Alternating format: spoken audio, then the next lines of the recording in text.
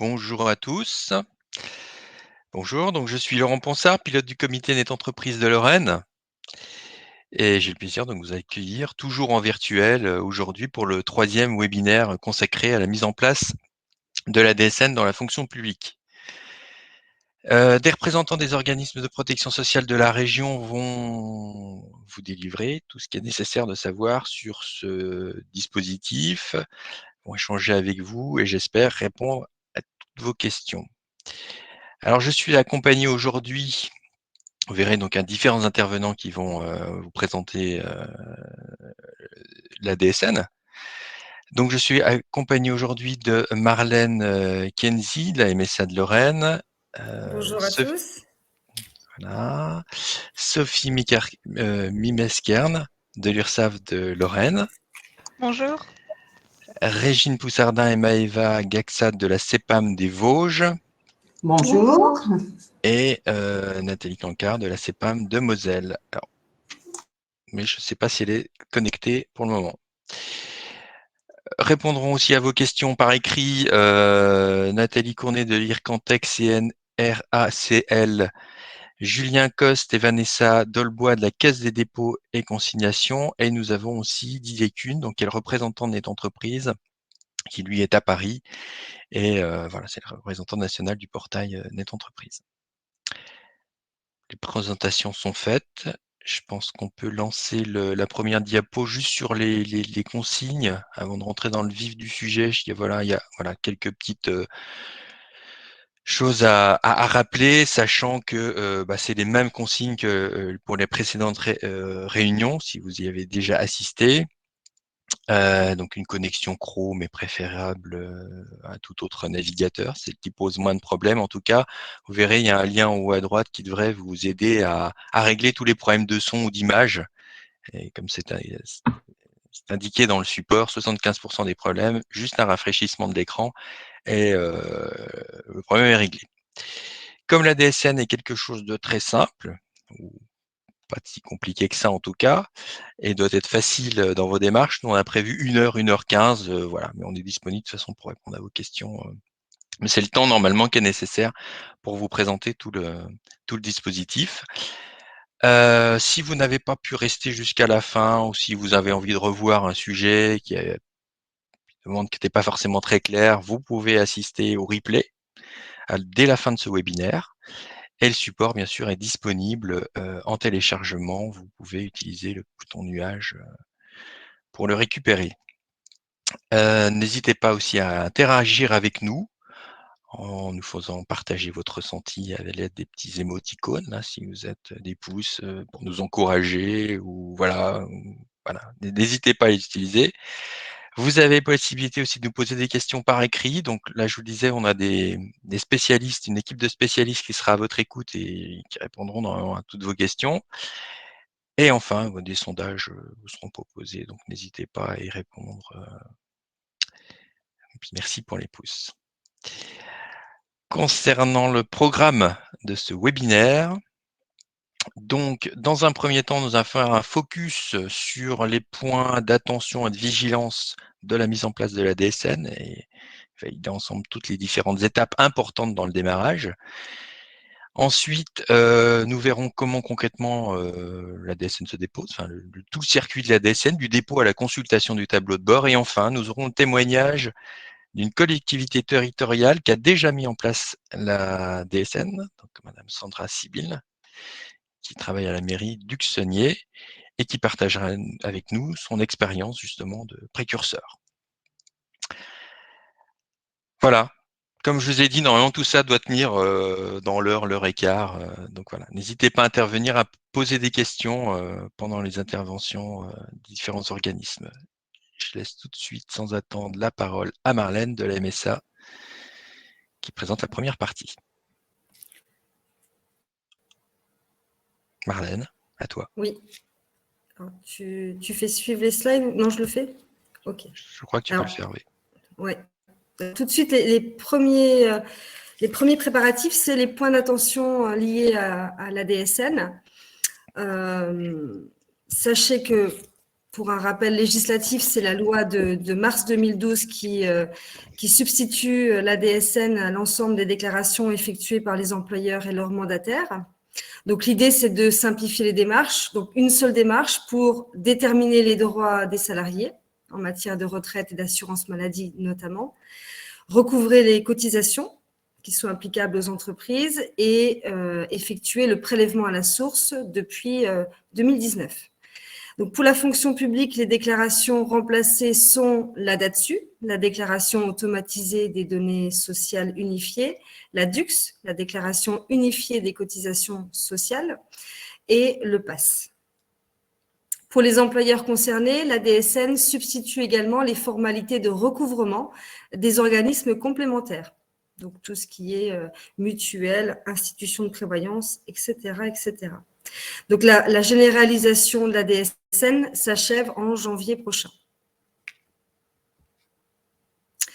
Alors, il faut que vous sachiez que la DSN, c'est la photo de la paye, la photo du mois de la paye. Elle contient des informations relatives à la vie des salariés et de son établissement. Donc, les informations liées à l'activité de l'agent, donc tout ce qui est relatif à son contrat, les rémunérations perçues, les primes et les cotisations, ainsi que les informations liées à un signalement d'événements. On le reverra plus tard, il y a plusieurs événements à réaliser en parallèle de la production d'une DSN mensuelle. Et puis, comme évoqué tout à l'heure, le prélèvement à la source qui a démarré en 2019. Alors là, cette diapositive, simplement pour vous montrer comment est structurée une DSN. Donc, si on reprend la norme DSN, elle est composée de blocs, de rubriques, de groupes. Et donc, vous en avez un exemple sous les yeux. Donc, l'entreprise, ensuite l'établissement, l'individu, le contrat et tout ce qui a trait au versement mensuel. Voilà, donc ça, c'est vraiment un exemple de la structuration de la DSN mensuelle, ce que vous avez derrière votre logiciel de paye. Alors, les données de qualité, donc, elles concernent l'établissement, puisqu'on est à la maille du SIRET. Donc, une DSN est déposée sur un SIRET. Une DSN doit être émise pour chaque établissement d'affectation et inclure tous les salariés qui sont rattachés à ce même établissement. Il est préconisé d'utiliser le SIRET responsable de la paye de l'agent. Donc, dans le cas où un établissement gère la paye pour les autres, ce qui arrive assez fréquemment, il faut refléter la responsabilité juridique la plus proche de la réalité. Le SIRET doit être un compte cotisant, actif auprès de l'URSSAF. Et dans certains cas, pour la fonction publique hospitalière, le regroupement de SIRET est possible. Toutefois, il faut la même URSSAF de rattachement et le même taux de cotisation AT-MP. Et il faut avoir obtenu au préalable un accord de la CARSAT et de l'URSSAF. Ensuite, l'identification de l'individu. Après celui de l'établissement, il faut une bonne identification de l'individu. Ça veut dire quoi? Ça veut dire sur la base d'un NIR, d'un numéro de sécurité sociale, le NIR qui est la base du calcul de l'effectif d'un établissement. Il faut que le NIR soit certifié de façon à ce qu'on garantisse et que vous garantissiez un bon suivi en DSN. Et sachez qu'en attendant le NIR ou le NIA en rubrique S21 G0030 20, donc le numéro technique temporaire, vous pouvez utiliser donc le NIA en attendant un NIR dans le cas d'une certification. Le service en ligne pour les demandes d'immatriculation des salariés étrangers et les pièces justificatives. Donc, vous avez là un lien sur l'emploi d'un salarié étranger. Donc, tout ce qui est souligné tout ce qui est souligné dans le texte renvoie sur des informations complémentaires sur le site Net Entreprise. Donc, chaque individu est identifié. On peut y déclarer des stagiaires, des travailleurs handicapés, des services civiques, des élus, des apprentis. Tous les statuts peuvent être compris dans la DSN. Et quand une donnée identifiante change, il faut absolument véhiculer ce changement dans la DSN. La nouvelle valeur déclarée dans le bloc normal et l'ancienne valeur dans le bloc changement associé. Vous avez là une diapositive qui reprend le cercle vertueux de la DSN. Donc, comme on le disait, un SIRET, ensuite des NIR identifiés et corrects, vérifier et contrôler sa DSN avant chaque envoi et, in fine, consulter les comptes rendus métiers. Donc, les CRM, ce sont les comptes rendus métiers que vous retrouvez par organisme. Vous aurez un compte rendu métier vers la mutuelle, un compte rendu métier vers l'organisme URSSAF ou MSA, un compte rendu métier sur l'institution de prévoyance, etc., etc. Donc, en détail, vérifier la validité d'un SIRET. Donc, il y a la possibilité pour vous de contrôler le SIRET de votre établissement, de vérifier les NIR des individus qui composent votre paye. Donc, ces derniers devront réaliser, si nécessaire, les démarches auprès de leur caisse d'assurance maladie ou de la MSA. Il vous faudra contrôler votre fichier avec un outil qui s'appelle DSN Val, donc qui vérifie que la structuration de votre DSN correspond à la norme DSN en vigueur.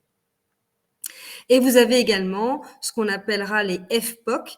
Donc, les DSN FPOC, c'est quoi? Ce sont des fiches paramétrage pour les organismes complémentaires que vous retrouvez sur votre tableau de bord. Il vous faudra donc consulter, comme je vous le disais, les comptes rendus métiers après chaque dépôt de DSN. Et ces comptes rendus métiers, lorsqu'il y a la présence d'anomalies, ils vous sont restitués avec une petite loupe qui vous renvoie sur l'anomalie particulière. Quand vous avez une anomalie, il conviendra d'effectuer les modifications et de déposer ce qu'on appelle une DSN annulaire en place. Une annulaire en place est possible jusqu'à la veille du dépôt de la DSN, donc avant le 15 ou avant le 5, en fonction de l'effectif de l'entreprise. Au-delà de ce délai, ce n'est plus possible de faire une DSN annulaire en place. Il faudra véhiculer des correctifs. Et en dernier lieu, informer les agents, puisque les salariés doivent être informés du démarrage de la structure en DSN.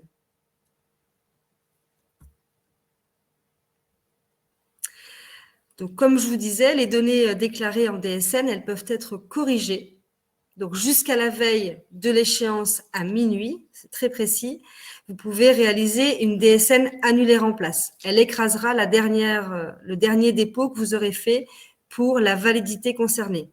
En revanche, après la date d'échéance, eh bien, vous véhiculerez une correction.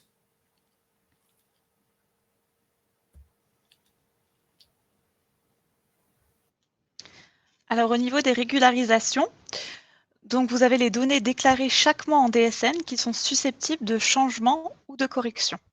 Donc, si nous sommes au cours du mois principal déclaré, donc on est là dans le cas d'un changement, donc le bloc changement, il va permettre de véhiculer vos données de paye de la période avant changement, ainsi que la date du changement. Si nous sommes après le mois principal déclaré, donc là, on est dans le cas d'une régularisation, donc d'une correction. Donc, en fonction du type d'erreur à corriger, donc il y a deux types de modalités de correction différentes. Il y a la méthode différentielle. Donc là, c'est la déclaration dans la DSN du mois suivant de la différence entre les données initialement déclarées et celles attendues. Et il y a la méthode annuler remplace, donc qui consiste en fait à déclarer dans la DSN du mois suivant des données en négatif, plus la déclaration des données correctes comme vous faites habituellement.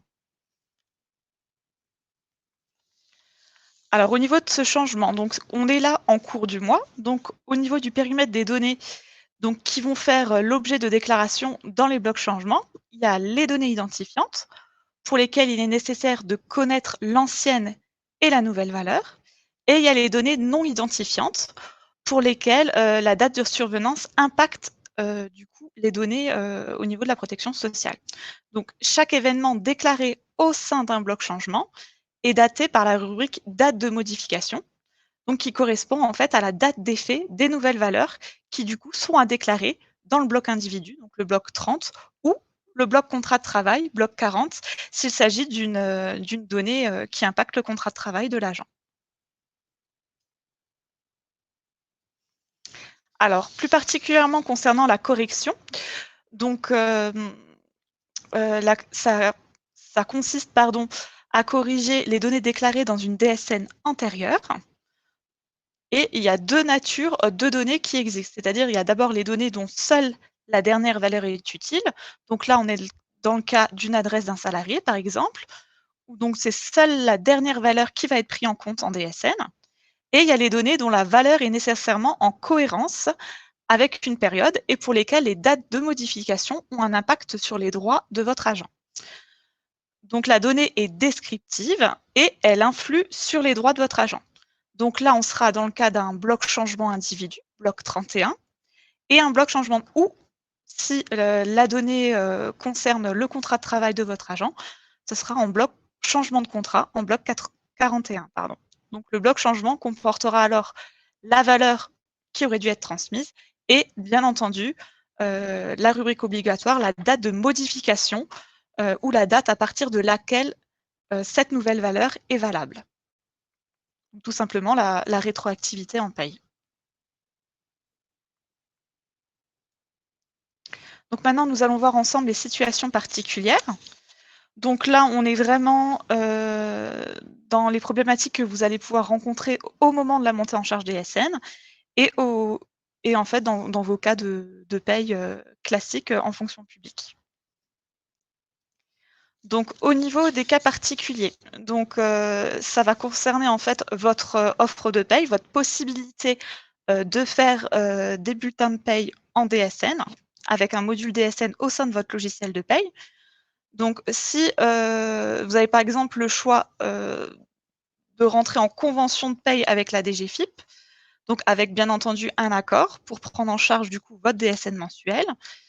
Les centres de gestion dans certains départements peuvent également vous offrir une offre DSN, donc on appelle du coup les DSN à façon. Par contre, si vous n'avez pas de logiciel en norme DSN, donc la norme NeoDes, là il faudra du coup contacter votre éditeur ou contacter un éditeur de logiciel de paye qui est conforme à la norme NeoDes. Et si vous êtes toujours en paye manuelle, donc hors logiciel de paye, là, il faudra vraiment du coup contacter un centre de gestion qui pourra du coup vous orienter vers une solution de DSN. Alors, ensuite, dans les cas particuliers, donc vous pouvez être un établissement privé d'intérêt collectif. Donc là, la paye, elle est exécutée de manière séparée sur deux populations d'un même établissement. Donc, c'est chaque paye qui va donner lieu à une fraction de DSN pour un même SIRET. Ensuite, vous pouvez être dans le cas où vous avez deux populations d'agents, mais avec un règlement. Donc là, c'est chaque paye qui va donner lieu à une fraction de DSN avec la globalisation d'un paiement. Donc là, en fait, c'est tout simplement une rubrique en DSN où vous notifiez que votre DSN est fractionné. Pour ce qui concerne les paiements en traitement en décalé, donc les rémunérations versées sont soumises au taux de cotisation et au plafond de sécurité sociale applicable à la période d'emploi, y compris lorsque le salaire est versé à une date qui n'est pas comprise dans cette période. En revanche, pour ce qui est du net fiscal, il est daté de la date de versement au sein du bloc versement de la DSN, donc c'est-à-dire le mois suivant. Et si vous êtes dans la situation à avoir des payes multi-échéances, donc en train de paye, donc le principe de la DSN fractionnée peut concerner donc du coup la gestion d'un double train de paye pour un même SIRET. Donc là, pareil, c'est un simple paramétrage au sein de votre en-tête DSN. au niveau des déclarations, c'est-à-dire du paiement mensuel ou trimestriel.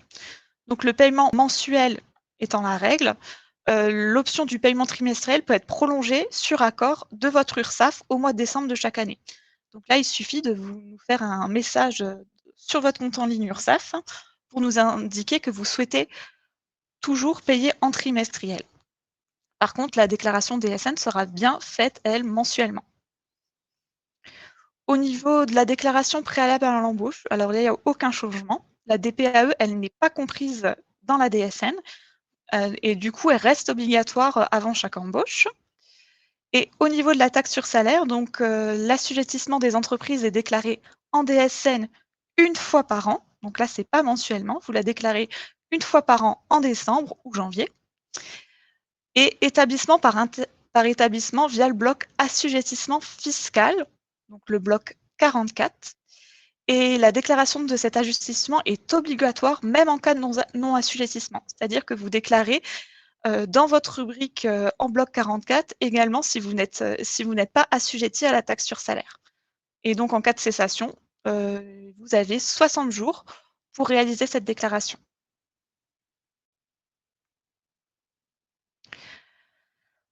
Au niveau des cas particuliers de paye, donc il y a les mutations.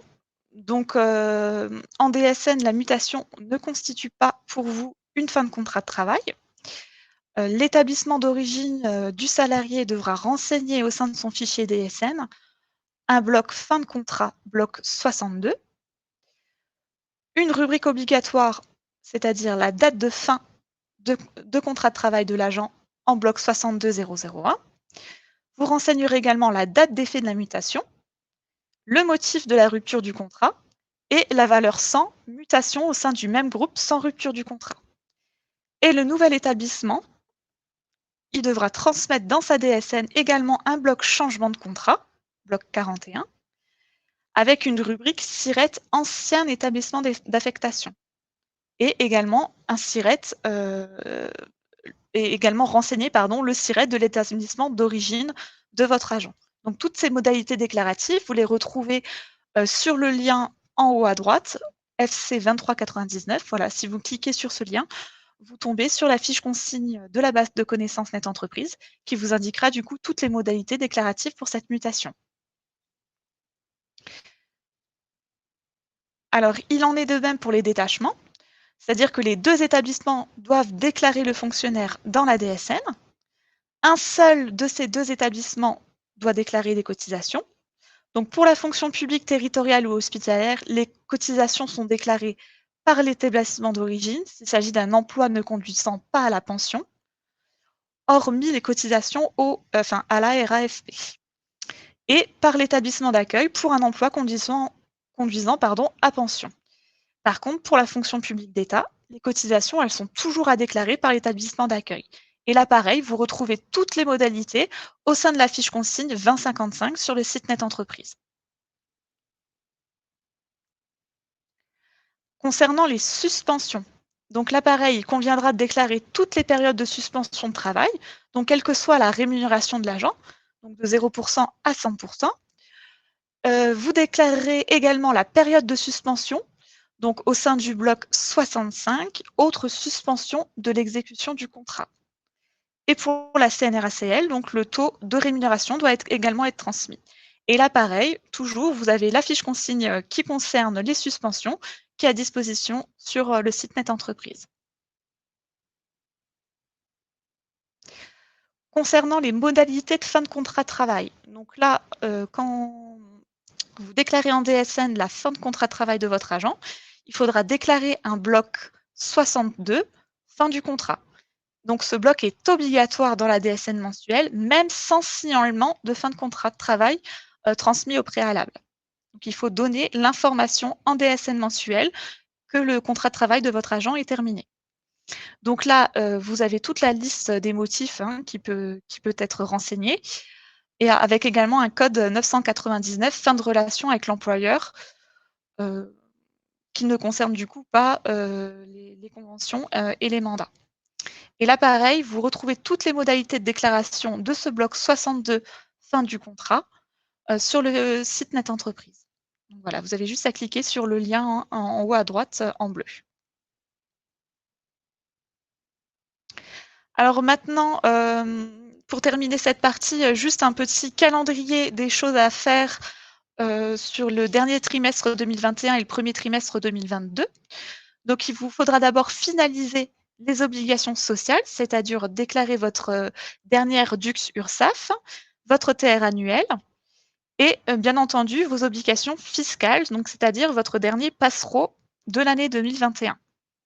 Ensuite, vous aurez à préparer comme d'habitude les éléments de déclaration de votre déclaration annuelle des salaires, qui est attendue du coup pour le 31 janvier 2022. Il vous faudra également du coup identifier le SIRET déclarant, fiabiliser vos numéros de sécurité sociale pour pouvoir configurer correctement votre DSN de janvier 2022. Donc, il faudra également réaliser une première DSN sur l'environnement de test pour pouvoir anticiper en amont vos anomalies, pouvoir consulter du coup vos comptes rendus métiers sur le tableau de bord DSN de Net Entreprise et pouvoir corriger du coup en amont vos anomalies pour pouvoir déposer correctement une DSN réelle au mois de janvier qui sera du coup sans anomalie. Et comme vous l'a rappelé Marlène, informez vos agents du passage en DSN à partir de la paye de janvier 2022. Concernant le premier trimestre 2022, donc il faudra, comme je viens de vous le dire, finaliser la déclaration annuelle des salaires 2021 et la déposer avant le 31 janvier 2022, donc à ne pas oublier. Bien entendu, faire la paye de janvier, la clôturer pour pouvoir générer une DSN pour l'exigibilité de février. Et enfin, du coup, ne plus réaliser les anciennes procédures substituées par la DSN. Donc, je vous le rappelle, la DSN remplace le passereau, la DUX URSSAF et le TR annuel. Et maintenant, du coup, place aux questions.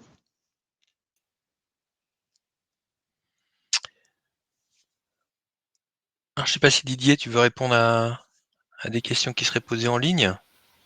Et il y en a beaucoup qui ont déjà des réponses, avec nos experts qui répondent au fur et à mesure. Et avec les réponses qui sont portées. Il y a une. Donc, il y a le lien qui a été redonné pour l'attestation, là, qui apparemment n'est pas tout à fait juste dans le support. Donc là, dans le fil de la conversation, vous avez le lien pour le document. Je vois, et puis... Non, je suis en train de remonter au fur et à mesure. Il y a des réponses à quasiment toutes les questions. Il y en a une nouvelle qui vient d'arriver, alors c'est peut-être...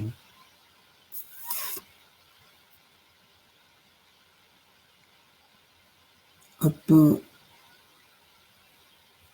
L'information des agents. Alors si Madame Blas qui dit l'information des agents du passage en DSN doit-elle se faire auprès de notre comité technique?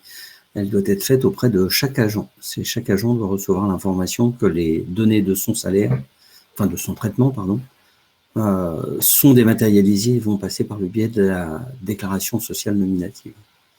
On vous propose, je ne sais pas si Sophie vous l'a déjà mis, Sophie Caillot, on vous propose dans les réponses un lien pour aller justement sur un modèle de formulaire, mais qui n'est qu'un modèle, vous pouvez parfaitement adapter à votre situation.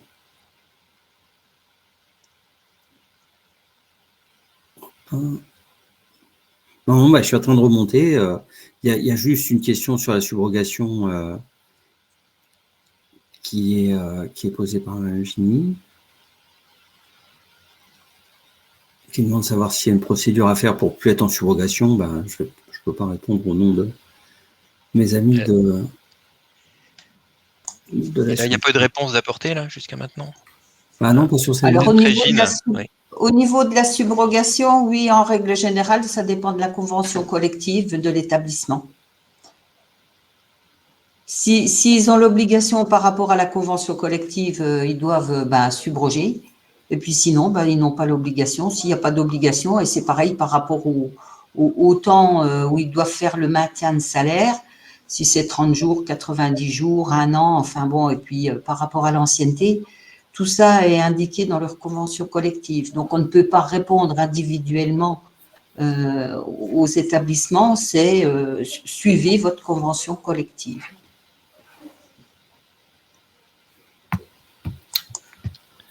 Et ensuite, deux questions qui se croisent sur la périodicité, sur le fait de savoir si la déclaration et le paiement sont corrélés dans la DSN. Donc, je vais faire un premier début de réponse et je vais laisser ensuite Sophie de l'URSSAF peut-être compléter.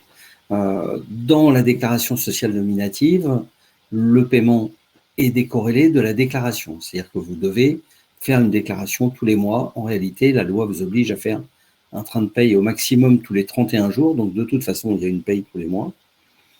Elle tourne, techniquement, on dit on fait tourner la paye, effectivement. Et donc, tous les mois, il doit y avoir, comme le dernier acte de la paye, on dit que la DSN est le dernier acte de la paye, on doit avoir effectivement un fichier DSN qui est émis et qui est adressé, soit en mode API, c'est-à-dire machine to machine, le logiciel fait tout, soit vous éditez un fichier, vous allez sur le tableau de bord net entreprise et vous le postez.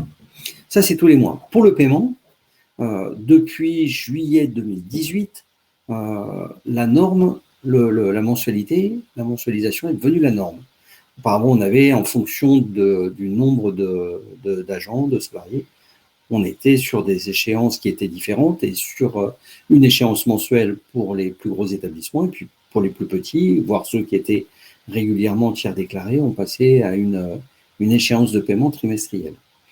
Le fait de passer tout le monde au mensuel n'oblige pas à passer le paiement au mensuel, ça peut rester, comme on vous le disait tout à l'heure, ça reste une option qui, par contre, doit obtenir l'accord de votre URSSAF. C'est-à-dire que chaque année, au mois de décembre, vous devez vérifier auprès de votre URSSAF que vous pouvez rester sur un mandatement au trimestre, sur un virement au trimestre, et du coup, continuer pendant l'année avec, au choix, soit un mandatement sans paiement tous les mois, avec une date de paiement le dernier mois du trimestre, soit un mandatement global à la fin du trimestre, mais en ayant un bloc paiement pour chaque mois, c'est-à-dire janvier, février, mars. Vous avez le choix en janvier, en février et en mars, d'émettre des avis de mandatement avec une échéance fin mars. Soit vous avez l'option de faire un seul mandatement fin mars, mais à ce moment-là, vous devez avoir 3 blocs paiement, 3 blocs 20, un pour le mois de janvier, un pour le mois de février et un pour le mois de mars. En gros, la philosophie, je n'ai pas encore trouvé de mot plus clair que celui-là, mais ce n'est pas forcément de la philo. Hein. La philosophie de la DSN, c'est, comme on vous le disait au début, la photographie de la paye. Donc, chaque mois, on doit avoir un avis précis sur la situation de chaque agent dans chaque établissement. Mais la DSN en soi n'a pas changé les modalités de paiement et le rythme de paiement. Mais ça reste quelque chose dont il faut vous assurer et pour lequel il faut avoir un accord préalable chaque année, donc au mois de décembre, de votre URSSAF. Si Sophie, vous voulez compléter, c'est possible. Alors non, c'est bien ce que vous dites, Didier, c'est vraiment, la DSN, la déclaration sera du coup mensuelle, mais si vous souhaitez rester à un paiement trimestriel, là, il faut du coup nous prévenir, voilà, nous envoyer du coup un message au sein de votre compte en ligne URSSAF pour nous demander en fait à rester en paiement trimestriel. Et du coup, avant la fin de l'année, pour qu'on puisse anticiper sur le premier trimestre de 2022.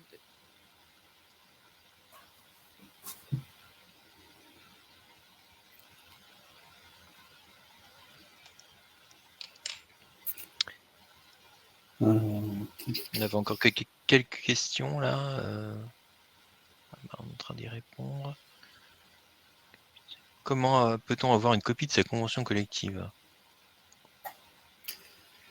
Eh ben, ça, c'est une bonne colle sur Internet, c'est possible. Maintenant, moi, il y a quand même un interlocuteur pour la fonction publique que vous avez dans chaque département, qui est le centre de gestion, qui, bon, dans certains cas, fait de la paye à façon ou peut intervenir pour vous, mais dans tous les cas, connaît l'information et peut vous aider et vous guider. Donc, n'hésitez pas à vous rapprocher de votre centre de gestion, effectivement, pour savoir quel type de convention collective, de quel type de convention collective vous dépendez, ou éventuellement, si vous ne les avez pas, pouvoir avoir des contacts privilégiés avec les représentants des organismes.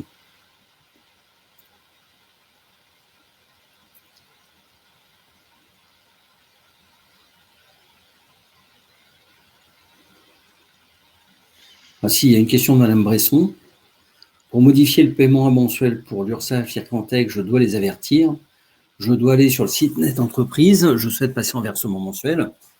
Madame Besson, j'aurais vraiment envie de vous dire que oui, oui. Alors, la première réflexe, c'est de dire non, du moment que vous leur envoyez de l'argent, ça ne va pas poser de problème. Mais en réalité, ça en pose quand même, bien évidemment. Donc, je ne peux que vous inviter à prendre contact avec votre interlocuteur à l'URSSAF, votre interlocuteur CDC, donc pour l'Ircantec, de façon à valider avec eux, et ce n'est pas auprès de Net Entreprise, mais c'est dans un paramétrage de votre logiciel, par le biais du blog que vous faites ces paiements. Donc, vous mettez en place ces paiements mensuels. Donc, oui, dans chaque organisme, vous avez des humains, vous avez des interlocuteurs qui restent. C'est pas parce qu'on passe par un véhicule technique comme la DSN qui est différent. Vous pouvez toujours les contacter. Et d'ailleurs, j'en profite pour vous dire qu'il y a des formulaires pour poser les questions ou pour intervenir auprès des organismes. C'est pas pour vous dégoûter de venir ou pour perdre du temps, mais au contraire pour en gagner, parce que les questions et les détails qu'on vous demande dedans sont nécessaires pour beaucoup plus rapidement pouvoir vous répondre. Donc, n'hésitez pas, oui. À chaque fois que vous avez un doute, de toute façon, prenez contact avec l'organisme en amont. C'est toujours plus facile de prévenir et de se mettre dans le bon rail avant que d'avoir à faire des corrections. Vous savez bien comme moi que c'est le fait d'avoir à faire des corrections, c'est une perte de temps absolue.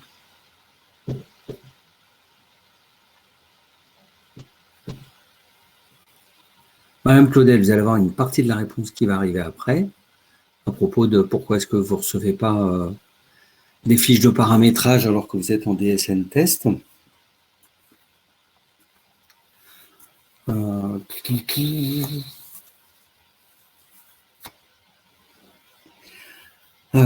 Madame Nini, ah oui, mais ça, alors bon, comme vous vous êtes dénoncé, que vous avez dit que vous étiez de la fonction publique hospitalière, c'est vrai que vous avez dans les logiciels spécialisés de la fonction publique hospitalière et certains cas particuliers de gestion de la fonction publique hospitalière, il peut y avoir des doutes. Donc, je vous invite à nous rejoindre le 26 et le 28 octobre. On a 2 webinars qui vont être spécialisés fonction publique hospitalière, dans lesquels on va essayer d'aborder toute une série de cas particuliers, comme celui dont vous parlez, par exemple, le fait d'avoir des CDD qui n'ont pas de fin de contrat concrète. Légalement, c'est pas complètement en lien avec la législation, donc on ne va pas vous encourager à le faire, et pourtant on sait que certains logiciels ne le permettent pas, ce qui n'empêche que de façon à peu près claire dans la déclaration sociale nominative, on vous demande de mettre des dates de fin, et on vous demande, si cette date de fin change, de faire un bloc changement pour décaler la date de fin. Mais parce que certains droits sont ouverts en fonction de ces dates, et comme vous le disiez, je ne sais plus si c'est Sophie ou Marlène, en vous parlant des contrats, en réalité, bon, on sait que vous n'avez pas de contrat dans la fonction publique, mais que c'est la relation entre l'établissement et l'agent qui est en jeu. C'est ça qu'on appelle le contrat.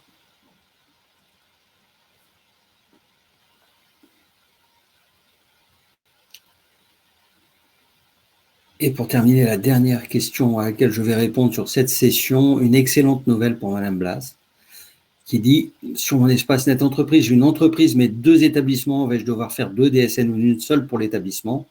Pour complément, je réalise une déclaration commune à la CNRACL, par exemple, et une DADS. » Madame Blas, excellente nouvelle pour vous. Je vous invite à vous faire confirmer par l'URSSAF que le SIRET que vous utilisez, l'établissement que vous utilisez, est bien un compte cotisant actif, mais c'est le cas puisque vous le faites déjà, et vous allez pouvoir continuer. Donc, on va vous aider à continuer sur cette même démarche qui est la bonne, puisque, comme on vous disait, dans la recherche du SIRET déclarant, il y a effectivement le fait de se rapprocher le plus possible de la gestion administrative et des habitudes de paye que vous avez déjà, donc vous allez pouvoir les garder.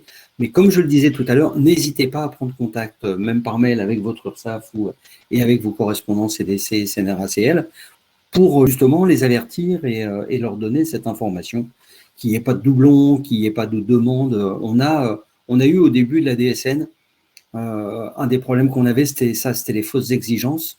On attendait quelque chose alors qu'en réalité, il n'y avait pas de raison de l'attendre. Donc on disait, ben, qu'est-ce que vous faites? Mais c'est le déclarant qui était dans la vérité. Et on a fait quelques contrôles bloquants qu'on a enlevés.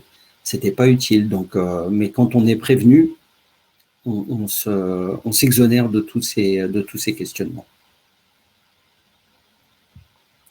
De rien, Madame Lasse, avec plaisir, ça fait très plaisir d'avoir quelqu'un en milieu de présentation qui trouve que c'est une très bonne nouvelle. Si mes collègues voient d'autres réponses auxquelles répondre tout de suite, avec plaisir. Sinon, beaucoup des questions que vous posez peuvent éventuellement avoir une réponse un peu plus tard. On a vos adresses mail, puisque vous êtes inscrit avec les adresses mail, on se permettra de répondre aux questions pratiques et très précises auprès de chacun d'entre vous. Et puis, il y aura, comme vous le disiez, Laurent Ponsard, en début de présentation, il y aura une foire aux questions et on va remettre toutes les questions et les réponses avec tous les liens sur Net Entreprise et accessible de toute façon au bout dans le replay, ça va être accessible au bout du lien du replay.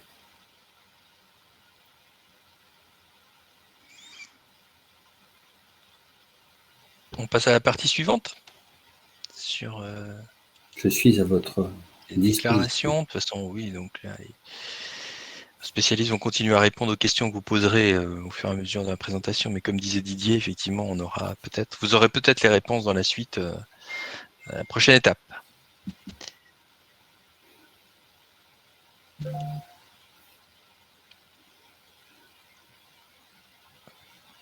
Accéder à la DSN. Régine? Alors, ça sera moi. Ah, pardon, Nathalie. Oui. C'est pour ça qu'on ne comprenait pas. D'accord. C'est Nathalie, donc. Je suis là, c'est mon micro qui n'était pas allumé. D'accord. Bonjour tout le monde. Donc, moi, je vais vous informer sur comment accéder à la DSN sur Net Entreprise. Alors, je vais prendre la main sur le diapo.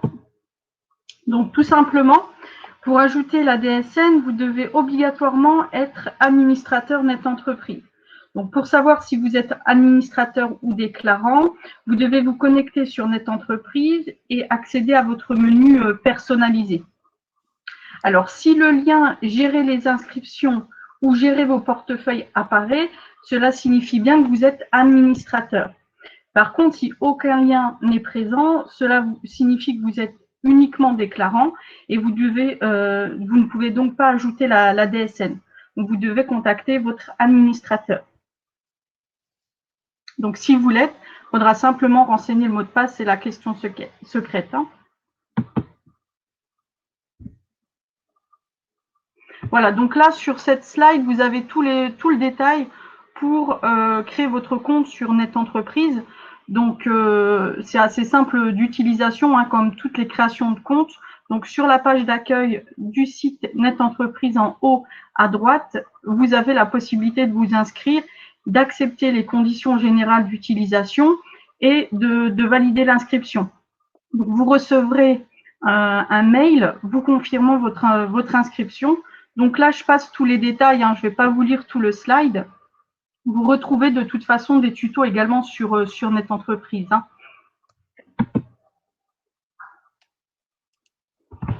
Donc, on vous a mis sur le support une inscription au compte test Net Entreprise. Donc là, je vais laisser la main à Didier pour vous expliquer ce compte.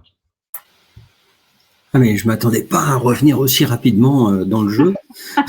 J'étais en train de lire les questions à côté, de répondre. Oui, alors, vous avez deux options.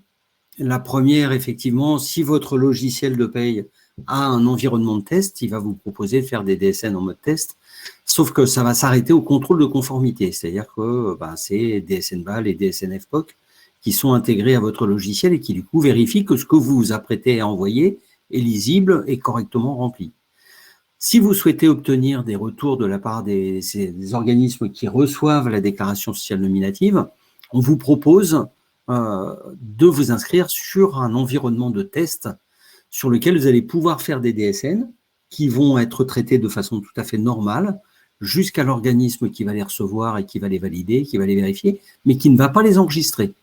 Donc, vous continuez jusqu'à la fin du mois de décembre à faire les anciennes procédures ou les procédures habituelles, tout en vous préparant à côté, en double commande, en vous préparant la déclaration sociale nominative. Parce que si vous envoyez une DSN en test sur la plateforme de Net Entreprise, vous n'aurez pas les retours des organismes puisqu'ils ne vont pas les recevoir parce que la plateforme générale de Net Entreprise n'envoie que les DSN réels.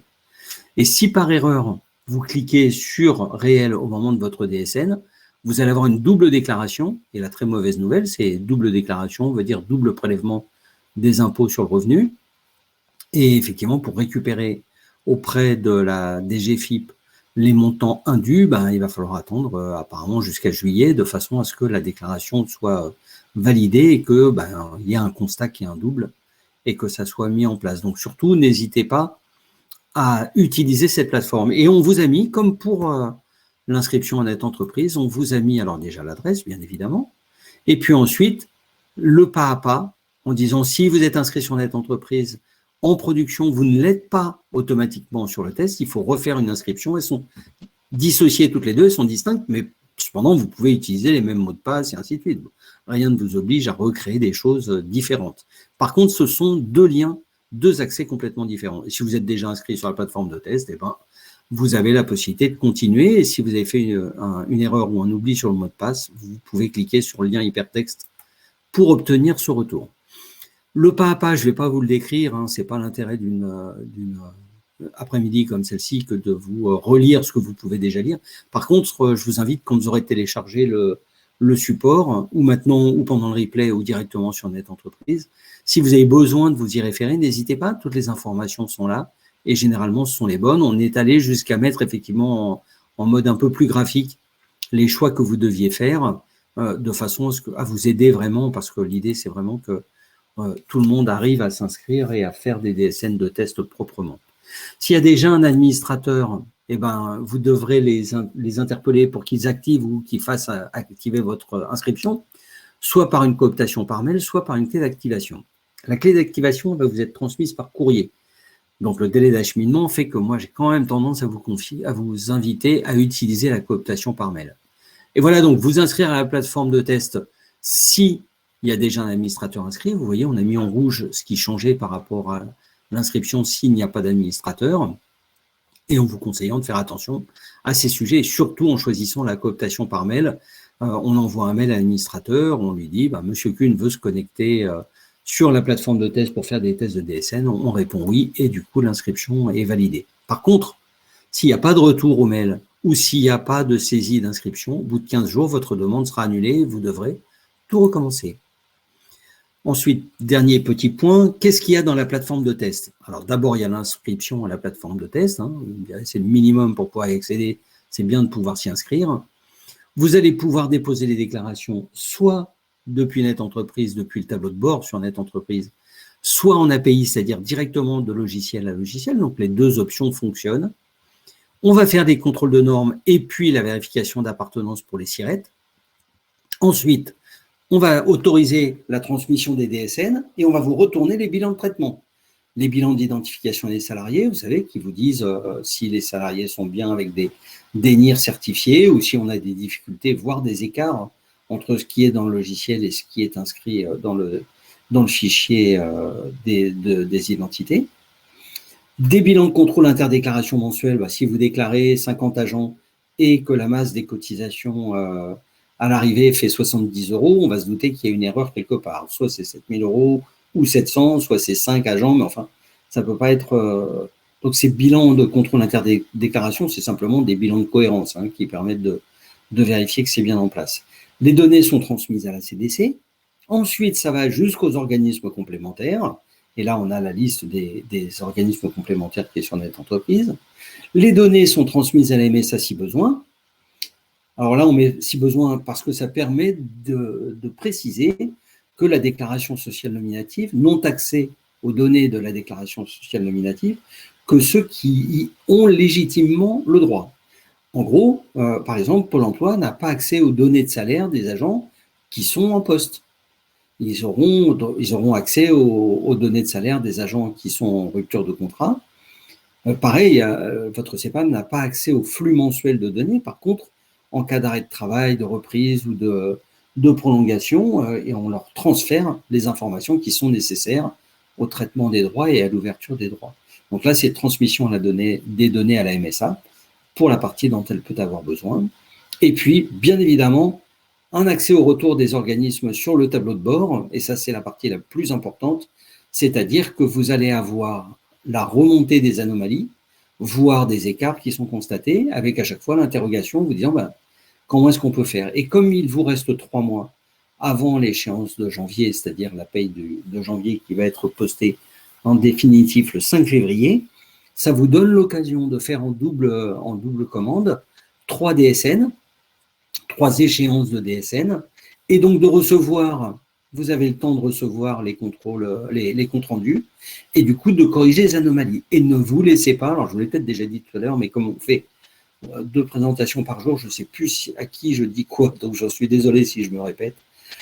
Ne soyez pas affolés si vous avez un retour important en nombre d'anomalies, parce que par exemple, si vous avez sur votre logiciel Le Paye aucune date de début de contrat qui est renseignée, vous allez recevoir autant d'anomalies que de contrats, c'est-à-dire que d'agents. Et alors, si vous avez des agents qui ont plusieurs contrats, vous allez recevoir une anomalie par contrat. Sauf qu'une fois que vous aurez corrigé cette date de début de contrat, toutes les anomalies disparaîtront.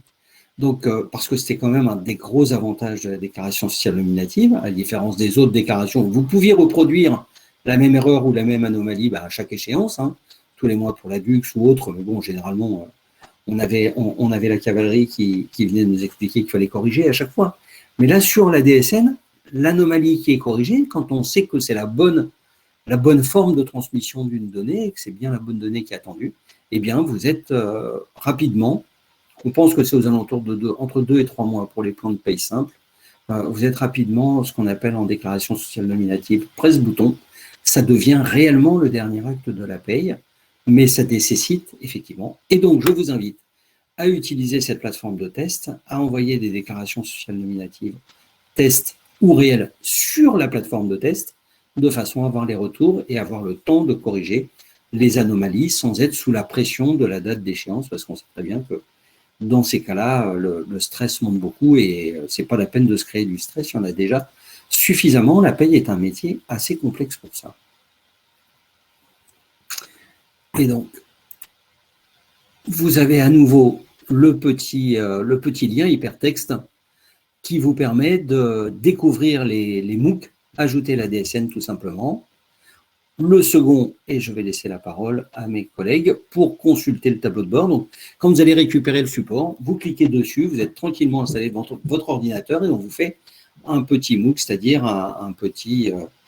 une petite démonstration d'un cas de paye particulier, là, en l'occurrence, de comment consulter votre tableau de bord, mais on va vous l'expliquer en direct et de façon plus humaine que ces fameux petits MOOC.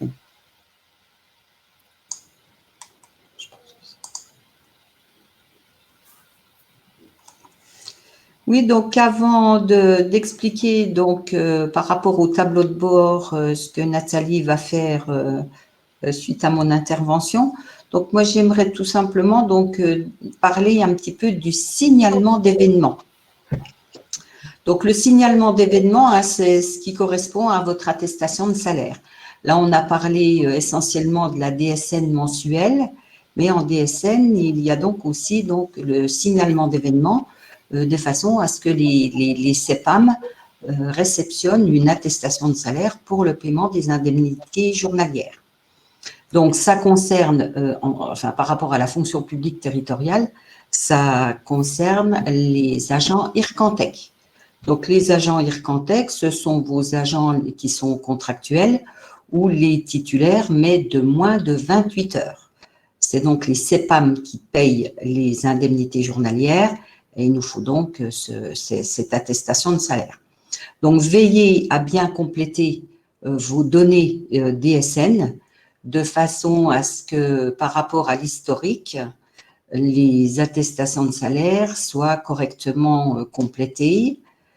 Ça nous permet donc d'ouvrir les droits et de calculer le montant des indemnités journalières. Le système va donc aller rechercher par rapport au nombre d'heures effectuées et par rapport aux salaires qui ont été déclarés chez tous les employeurs qui pratiquent la DSN mensuelle, donc durant la période de référence, c'est-à-dire qu'en maladie, ce sera essentiel, en maladie, maternité, paternité, ce sera essentiellement les 3 mois précédents.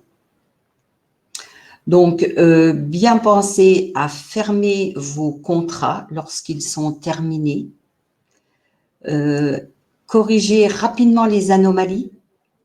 Vous verrez donc par rapport au tableau de bord, vous avez donc le bilan de traitement qui vous indique si l'anomalie est bloquante ou non bloquante. Si elle est bloquante, dans la mesure où cette anomalie n'a pas été corrigée, nous ne réceptionnons pas les attestations de salaire reconstituées. Bien renseigner donc les blocs changements par rapport à vos agents. Et puis, signaler les arrêts de travail. Alors, si vous pratiquez la subrogation, alors on revient toujours à la subrogation. Donc, comme on a répondu tout à l'heure, voyez avec votre centre de gestion. C'est certainement votre centre de gestion qui pourra vous répondre par rapport à la subrogation, savoir combien de temps vous devez subroger par rapport aux agents. Ça concerne essentiellement, enfin ce sera surtout en rapport avec l'ancienneté. Donc, signaler donc les arrêts de travail au fil de l'eau. Dans le cas de subrogation, vous pouvez le faire lors de la DSN mensuelle, en même temps que la DSN mensuelle. Sinon, si vous ne pratiquez pas la subrogation, faites votre signalement d'événement dans les 5 jours suivant la connaissance de l'événement.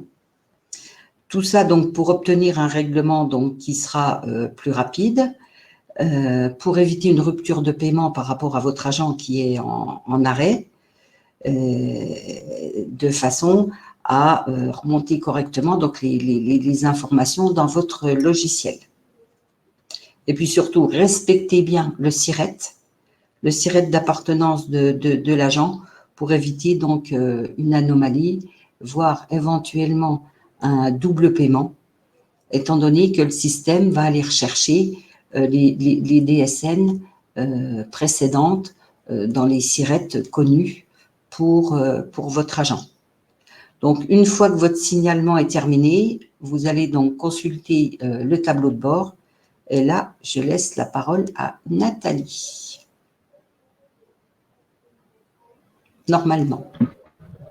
Oui. Merci Régine.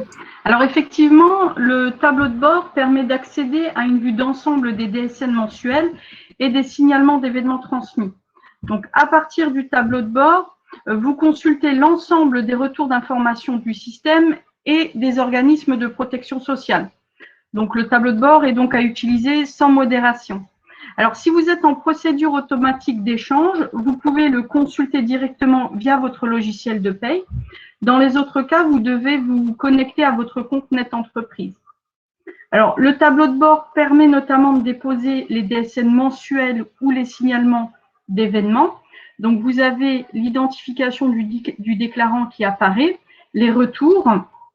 Il vous permet également d'effectuer le suivi de l'état de vos transmissions, de consulter les bilans d'anomalies, donc afin d'effectuer les modifications nécessaires en cas d'écart.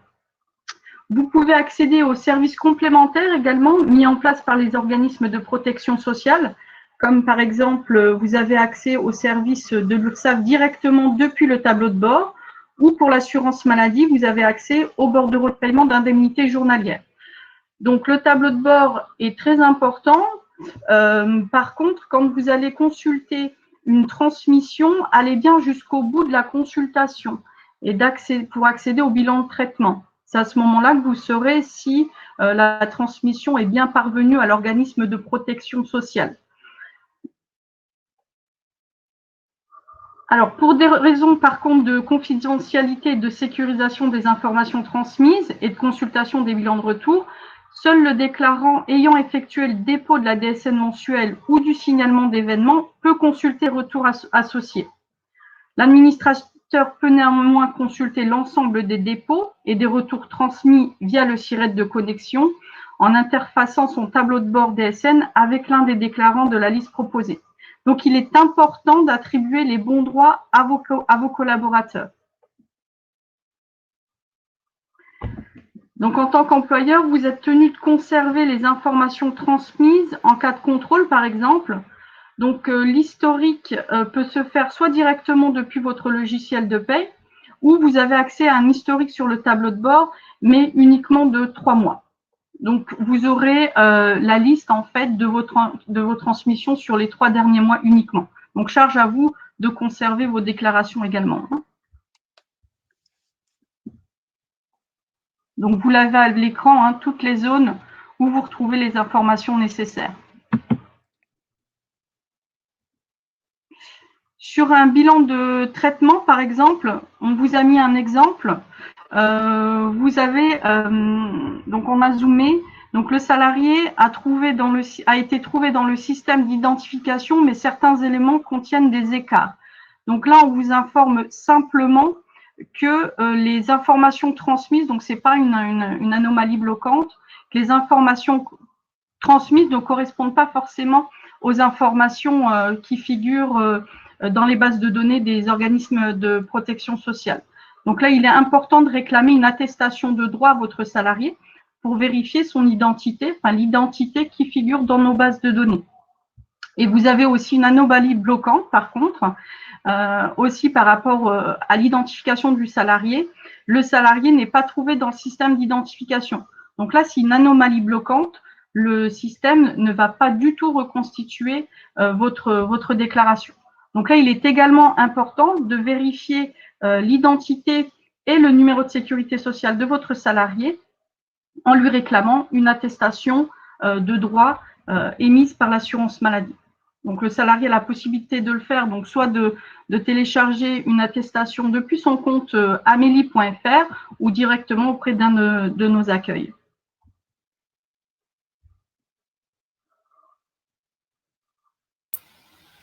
Alors, voilà pour le tableau de bord. Excuse-moi Nathalie, on peut répondre à la question de Madame Marilène Bouvet-Chanteloup qui demande, c'est dans le tableau de bord que la notification des erreurs des blocs sont communiquées.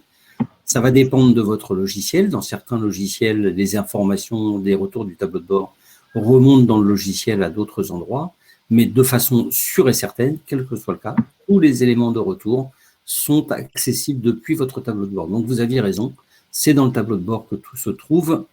Dans certains cas, une option de votre logiciel de paye permet de les récupérer sous une autre forme, mais tout le monde a accès à ce tableau de bord et peut effectivement accéder au compte-rendu de ces déclarations. Excusez-moi, madame, je vous laisse la parole. Mais il faut rallumer le micro si vous voulez continuer. Merci Didier pour ces précisions.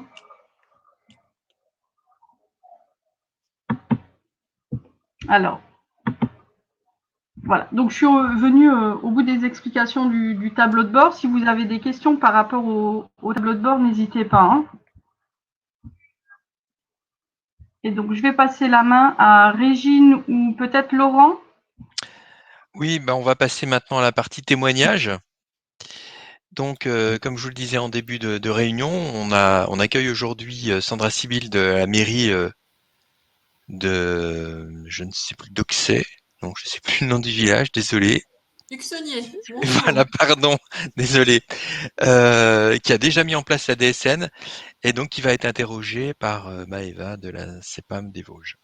Je laisse la parole. Bonjour Sandra. Bonjour Maëva. Je vous laisse vous présenter. Écoutez, donc comme a dit monsieur Laurent, je ne sais pas, donc je suis secrétaire à la mairie d'Uxonnier. Vous m'entendez bien ? Oui, Oui, très bien. C'est tout bon. micro. Donc, je suis secrétaire à la mairie d'Uxonnier. Je m'occupe particulièrement des payes et de la gestion du personnel. Voilà. Donc, moi, j'ai 2 trains de paye avec 2 sirettes déclarants. Donc, un train de paye où il y a un seul agent et l'autre train de paye qui concerne vraiment toute la commune où j'ai régulièrement 43 personnes. Et je travaille sous le logiciel Agedi. Je ne sais pas s'il y a d'autres collectivités présentes qui travaillent avec Agedi, mais ça fonctionne. Le passage à la DSN avec Agedi, c'est plutôt bien passé. Voilà. Et du coup, comment vous avez préparé votre entrée en DSN? Mais alors, comme je vous avais dit lors du petit entretien préalable qu'on avait eu auparavant, je n'ai pas préparé, pas du tout, puisque Agedi nous a contactés pour savoir si on voulait tester le passage en DSN. Donc, on a accepté, mais j'avais une idée vraiment très vague de ce que c'était. Donc, je me suis lancée directement je me suis jetée directement dans le bain au mois de janvier. J'ai peut-être fait 1 ou 2 tests et puis voilà. Et puis après, la gestion s'est fait au fil de l'eau, quoi. Mais c'est vrai que je pense que c'est mieux d'avoir une petite préparation quand même que de faire comme j'ai fait. Justement, est-ce que vous pouvez nous partager quelles sont les bonnes pratiques à utiliser? Voilà, donc oui, c'est comme on a vu dans les diapos tout à l'heure, on parlait d'un cercle vertueux, je ne sais plus à quel moment, mais avant même le cercle vertueux, je pense qu'il faut bien se cadrer, quoi. Donc moi, par exemple, déjà, ouais, voilà, je le vois, le diapo du cercle vertueux. Voilà, donc déjà, déterminer les sirettes. Bon, ça, forcément, c'est obligatoire. Il ne faut pas se tromper. Il faut pas... faut trouver les sirettes déclarants, ça, vous l'aviez déjà dit. Contrôler les sirettes. Et aussi, vraiment, ce qui est très important, c'est travailler sur les fiches agents. Je pense qu'il y a beaucoup, je ne sais pas qui est-ce qui écoute là actuellement, mais quand on fait les payes, on doit remplir des fiches agents. Il faut les remplir au mieux, ces fiches agents, pour qu'elles soient après le plus exactes quand on vous transfère dans la DSN. Il faut être précis dans les dates d'entrée, les dates de sortie, les dates de contrat, les fins de contrat quand on les connaît. Quand on ne les connaît pas, on met une date estimative, parce que autrement, ça ne passe pas si on n'a pas de fin de contrat. Qu'est-ce que je vous avais dit aussi vraiment bien paramétrer ces fiches agents. Alors moi, je ne sais pas, moi j'ai, avec le logiciel Agedi, on a une petite fiche qui s'appelle « Aide au paramétrage des agents ». Donc pour chaque fiche, on avait les codes. Vous avez des blocs. Enfin, moi, ça ne me cause pas les blocs. Personnellement, quand je vois bloc 00, 200 et compagnie, ça ne me cause pas beaucoup. Donc avoir une petite fiche qui m'indique… Ça cause à personne. Voilà.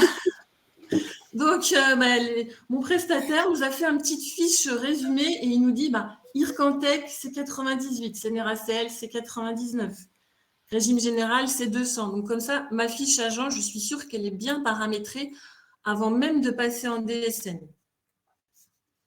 Donc, voilà, ça c'est important, paramétrage. Bien aussi paramétrer tout ce qui est les caisses de cotisation. Donc, normalement, si on fait sa DSN annuelle, on l'a. Mais bon, vérifier qu'on est bien juste avec tout ce qui est numéro d'adhésion, numéro d'adhérent, cotisant Ircantec, CNRACL, Agir Carco, que tout soit préparé dans le logiciel. Voilà. Qu'est-ce que j'avais d'autre ? Bon, forcément, être connecté, avoir un compte net entreprise, je pense que c'est évident pour tout le monde. Faire des tests, vous l'avez dit aussi. Moi, je n'avais pas fait de test. J'ai fait des tests au mois de janvier. Avant d'envoyer mon fichier comme ça, j'ai fait un fichier test.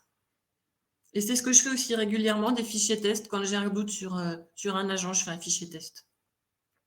Je ne sais pas si c'est ce qu'il faut faire, mais moi, c'est ce que je fais pour être quitte d'avoir des erreurs bloquantes ou à faire des annuls et remplaces, je fais des tests.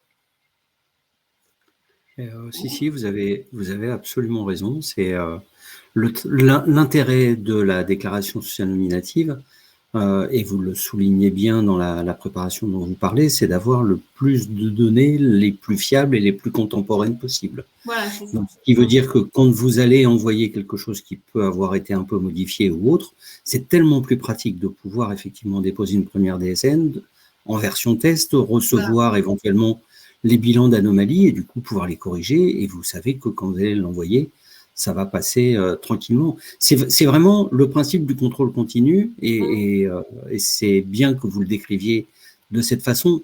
Il peut être adapté en fonction de chacun et des méthodes de chacun. Et vous êtes vraiment non seulement en contrôle continu mensuel, mais en plus vous êtes en contrôle continu à chaque fois qu'il y a des modifications ou des évolutions. Et du coup, ça me faisait poser une question qui revenait un petit peu en arrière sur les salariés sur les fiches. Est-ce qu'à l'occasion de la mise en place de la DSN, vous avez découvert beaucoup de changements par rapport aux informations que vous aviez auparavant sur chacun des agents, du genre situation familiale, adresse ou des choses comme ça? Est-ce que ça a permis de mettre à jour ou est-ce que vous étiez déjà dans vos habitudes de paye au plus près de la réalité des agents, des gens dont vous gérez le revenu? Je pense que j'étais vraiment plus près de la réalité des agents parce que c'est moi qui gère, c'est ce que je disais à Régine Poussarda et à Maëva auparavant, c'est que moi je gère tout. Je gère les contrats, l'embauche, voire même avant la fiche de poste. Enfin, je fais tout ce qui a trait au personnel, donc les agents, je les connais. Et les fiches de poste les fiches sous le logiciel de paye sont vraiment bien remplies. Enfin, je ne veux pas me faire de fleurs, mais voilà, elles sont assez complètes. Et mes remplaçantes, quand j'étais absente, ont aussi bien rempli les fiches, donc on n'a pas manqué d'informations. Là où moi j'ai plutôt bloqué, c'était par rapport au changement de contrat. Quand un agent était Ircantec qui passe CNRACL, voilà, il y a des ajustements à faire qui ne sont pas toujours limpides. D'où l'intérêt des fichiers tests. Voir qu'on ne se trompe pas, qu'on ne marque pas une fin de contrat, alors que ce n'est pas une fin de contrat, c'est juste un changement dans la situation de l'agent. Voilà. Et vous profitez déjà de la simplification qu'apporte la DSN? Oui, j'avais juste un petit complément à ajouter. Allez-y. Je l'ai noté autant que je le dis. Non, en fait, parce que là, c'est ce que je disais, moi, je fais la paye et je fais aussi tout ce qui est fiche agent. Donc, je voulais mettre aussi en avant le fait que dans certaines collectivités, c'est une personne qui fait la paye et c'est une autre personne qui s'occupe des agents. Donc, je pense que dans les pratiques, il faut vraiment, il peut y avoir des nouvelles méthodes de travail. Il faut vraiment communiquer. Parce qu'autrement, on peut avoir, là, c'est source d'erreur. Quand c'est plusieurs personnes qui travaillent sur les contrats et après la paye, si on n'a pas un bon suivi, je pense qu'on aura des erreurs.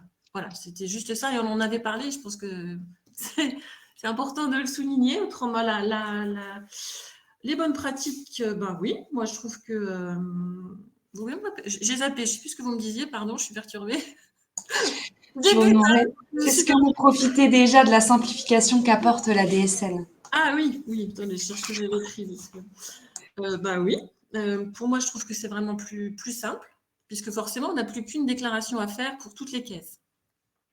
Donc si on a bien préparé son travail, a priori avec un clic, on est tranquille. Alors, il ne faut pas faire comme moi, il ne faut pas oublier de faire la déclaration des cotisations au centre de gestion, parce que maintenant, avec ça, tous les mois, je me fais rappeler à l'ordre parce que j'oublie de faire ma déclaration au centre de gestion, parce que c'est la seule déclaration qui n'est pas, qui passe pas par la DSN, enfin pour moi. Autrement, moi, je trouve que c'est bien mieux. On n'est plus, ça nous incite à un travail plus rigoureux pour nous et aussi pour les agents. Et c'est vraiment une gestion continue. Moi, j'ai plus la peur d'arriver à la fin de l'année en me disant combien d'erreurs je vais avoir dans ma date dessus. Parce que c'est vrai que des fois, j'avais 30, 50 erreurs et ça me prenait des heures. Alors que là, franchement, si le travail est bien fait en amont, c'est très pratique. Voilà. C'est le but, de toute façon. Voilà. Ça simplifie la vie. Je pense que c'est avec un bon travail préparatoire, rigoureux, il n'y a pas de souci si le logiciel est bien paramétré aussi, bien sûr. Merci pour votre intervention, Sandra. Je vous en prie. Juste avant que vous partiez, parce que merci beaucoup, effectivement, pour votre témoignage et en même temps, c'est instructif pour nous sur les arguments qu'on peut utiliser et qu'il faut qu'on puisse mettre en avant pour rassurer tous ceux qui vont rentrer en DSN et qui sont peut-être un peu inquiets avant. D'abord, je voulais que vous certifiez que vous n'aviez aucun lien de parenté ou de filiation avec nous, parce qu'on va finir par croire qu'on vous a acheté. Je n'ai pas été Mais payée, non. hein. Non, mais c'est vrai, franchement, c'est ce que je disais à Maëva et à Régine. Non, franchement, moi, je me suis lancée là sans savoir ce que c'était. Franchement, j'avais une idée très vague et j'ai pas eu de soucis. Mais il faut être rigoureux. Voilà, c'est la rigueur qui paye. Rigoureux dans les fiches agents. Pour moi, c'est ça aussi qui est très important. Parce que si on a un bon logiciel, a priori, il y a plein de bugs auxquels on n'a pas à toucher. Hein. Et d'ailleurs, comme vos collègues qui nous écoutent ont tous accès aux émoticônes, ils vont pouvoir mettre des pouces si c'est le cas. Est-ce que vous travaillez tous avec des fiches agents? Est-ce que c'est quelque chose qui vous parle et quelque chose qu'on devrait peut-être mettre en avant, voire illustrer comment bien utiliser ce système des fiches agents? Non, puis je vois qu'il y a des personnes qui travaillent sur AG10. Si elles veulent m'appeler, il n'y a pas de souci. Moi, je renseigne. Hein. Il n'y a pas de problème. On va voir tous ceux qui ne sont pas dessus qui vont se mettre à pleurer. Donc, non, il ne faut pas dire des choses comme ça. Là, les petits cœurs, on peut voir quels sont ceux qui ont mis les petits cœurs. Hein. Ça doit être ceux qui sont sur AG10. Non, mais bon, quand ça marche, autant le dire. Donc, c'est vrai que ça fonctionne bien et c'est une avancée positive. Donc, autant, il faut le dire. Après, voilà. Merci beaucoup, oui. Non, mais alors on sait qu'aujourd'hui, on fait passer un peu plus de 23 millions de lignes de salaire chaque mois par la DSN. Donc, c'est à peu près quelque chose sur lequel on peut dire qu'on a une expérience et qui, justement, est important.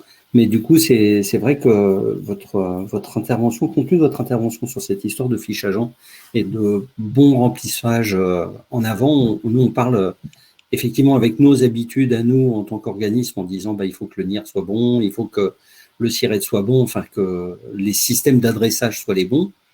Mais dans les habitudes de paye que vous pouvez avoir en amont, c'est-à-dire le pré-remplissage des informations sur chacun des agents et le suivi entre guillemets de la carrière, enfin de la vie professionnelle de l'agent, au plus près, c'est un dégage de réussite et du coup, on ne met pas assez en avant. Il va falloir qu'on le mette plus en avant dans nos prochaines interventions parce que j'ai l'impression que c'est important. Je suis désolé, Vanessa, de vous avoir interrompu. Je suis bavard, il fallait que je dise que j'étais content de voir quelqu'un de content. Je ne suis pas surpris, mais je suis content.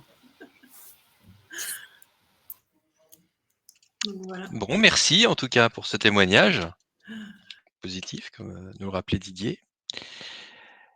Je pense qu'on peut conclure là-dessus, rester sur cette bonne impression.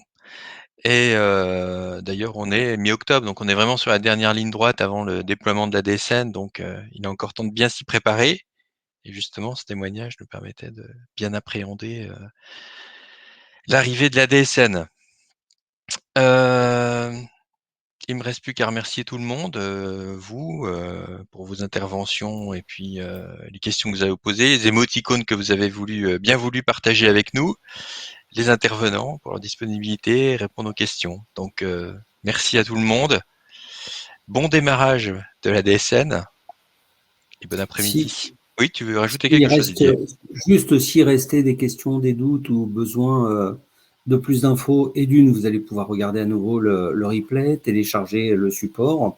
Mais vous avez aussi, pour la fonction publique hospitalière, je me répète, 2 webinaires à venir le 26 et le 28 octobre. N'hésitez pas à vous y inscrire. Et puis, il y a d'autres webinaires pour d'autres régions. Donc, si vous souhaitez revoir ce que l'on vient de vous montrer, il n'y a pas de problème. Vous pouvez vous inscrire aussi aux autres régions. N'hésitez pas à interpeller l'ensemble des intervenants, plus les centres de gestion. Vous voyez que tout le monde est à votre disposition. Donc, mais c'était vraiment pour rappeler que les prochaines dates, parce que je vois quelqu'un, Madame Karouba, qui visiblement a tellement apprécié qu'elle te demande quand auront lieu les prochaines rencontres extra-Lorraine. Ah là là. Donc, oui. Le lien avec les organismes et le collectif des organismes de protection sociale est vraiment important. Donc, on va. Et en on va présentiel, faire... ce serait bien de reprendre un peu de présentiel aussi. Et si on s'aperçoit qu'il y a une zone de chaleur un peu dangereuse sur le dernier mois, avec beaucoup de gens qui ont quelques problèmes et que ça mérite de remettre en place, on refera peut-être un webinaire national dans lequel vous serez invité et si besoin, vous pourrez vous connecter. N'oubliez pas non plus que vous avez le CNFPT, qui est un organisme de formation qui est à votre disposition et qui a des formations spécifiques sur la DSN, et votre centre de gestion, dont c'est la mission de vous renseigner et de vous aider aussi. Est-ce que je peux rajouter une petite précision, si vous me permettez? C'est Marlène pour la MSA. On a fait un focus là sur l'événement arrêt maladie. Il faut pour nos interlocuteurs, il faut prendre en considération qu'il y a d'autres événements à véhiculer au fil du mois. Il y a notamment la fin de contrat qui doit générer un événement à part entière. Voilà. On a fait là aujourd'hui un focus sur l'arrêt maladie qui doit être transmis, qu'il soit subrogé ou non subrogé, le salarié. Mais il y a effectivement d'autres événements à transmettre aux organismes, dont la fin de contrat. Voilà. Je voulais juste repréciser ce petit point d'attention. Merci Marlène. On conclut là? Très bien, merci. Et bon après-midi. Merci beaucoup. Merci, au revoir.